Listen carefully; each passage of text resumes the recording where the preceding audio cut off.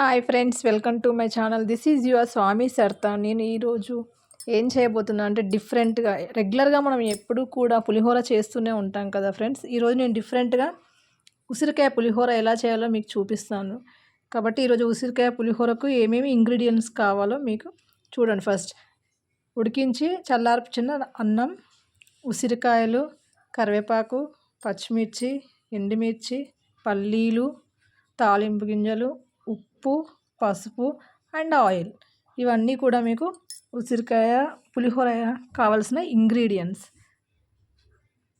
ఉసిరికాయ పులిహోరకి ఫస్ట్ మనం ఏం చేయాలి అంటే ఉసిరికాయల్ని తురుముకోవాలి. ఉసిరికాయల్ని మనం ఫస్ట్ ఇలా తురుముకోవాలి ఫ్రెండ్స్.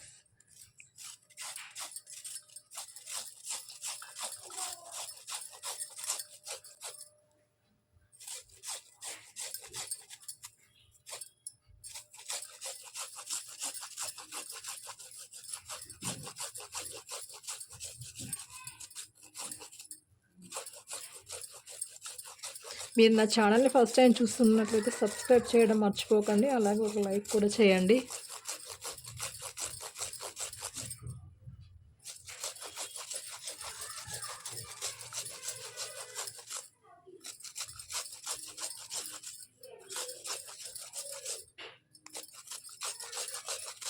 అలా ఉసిరికాయని తురుముకోవాలి. ఉసిరికాయ పులిహోర తయారు చేయడానికి ఫస్ట్ మనం చేయాల్సిందల్లా ప్యాన్ పెట్టుకోవాలి. స్టవ్ ఆన్ చేసి ప్యాన్ పెట్టుకొని అందులో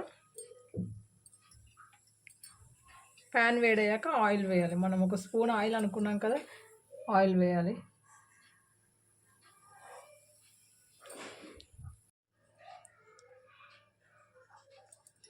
ఆయిల్ వేసుకున్నాం కదండి,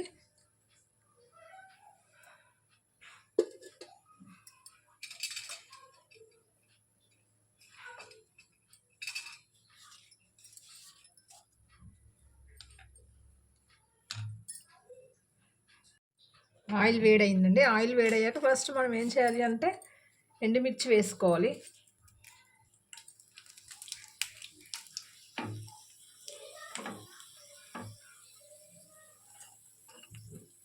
ఎండుమిర్చి వేసాక తాలింపు గింజలు కూడా వేసుకోవాలి.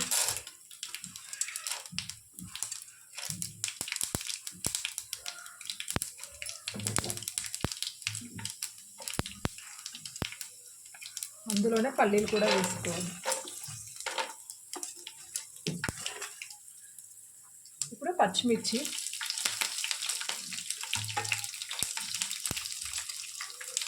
కొంచెం సాల్ట్,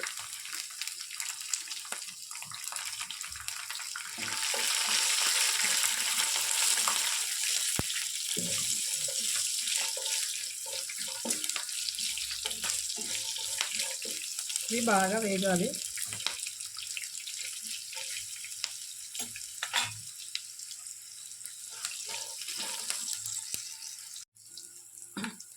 మనం ఉసిరికాయలని ఇలా తురుముకోవాలి. తురుముకొని పక్కన పెట్టుకోవాలి. ఉసిరికాయ తురుము కూడా ఇందులో వేయాలి. వేసుకొని పచ్చివాసన పోయేంత వరకు కలుపుతూ ఉండాలి. ఇలా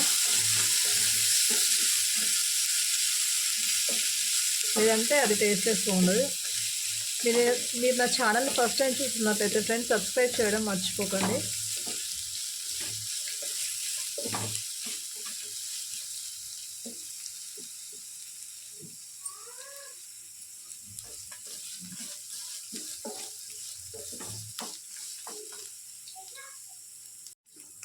మనం రెగ్యులర్గా చింతపండు పులిహోర చేయడం కామన్, అలాగే లెమన్ రైస్ కూడా చేసుకుంటాము. అది రెగ్యులర్గా మనం చేసుకుంటూనే ఉంటాము. మనం డిఫరెంట్గా చేయాలి అంటే ఉసిరికాయ మన సీజన్ వైజ్గా ఇప్పుడు దొరుకుతుంది. కార్తీక మాసంలో చేసుకోవాలండి. ఇప్పుడు అందులో కరివేపాకు వేసుకోవాలి.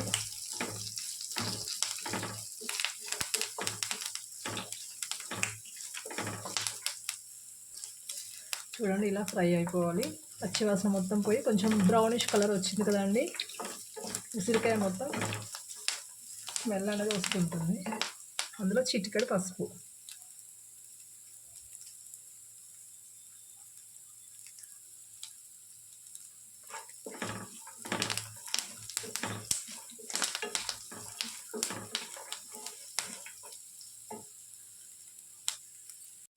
పసుపు కూడా వేసాం కదా. ఇప్పుడు ఇందులో మనం ఒక బౌల్ రైస్ అనుకున్నాం కదా, ఉడికించి పక్కన పెట్టుకున్న రైస్ని వేయాలి.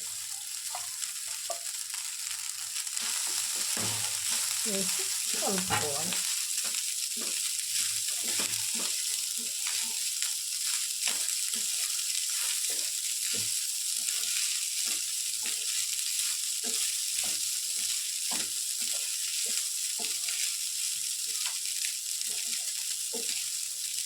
ఉసిరికాయ ఫ్లేవర్ అంతా దీనికి పట్టేలాగా కలుపుకోవాలి.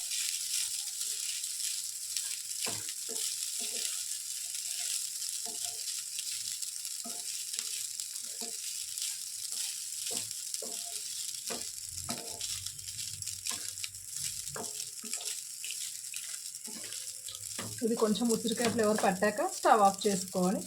సర్వింగ్ బౌల్లోకి తీసుకోవాలి. సర్వింగ్ బౌల్లోకి తీసుకొని ready to eat. Thank you friends.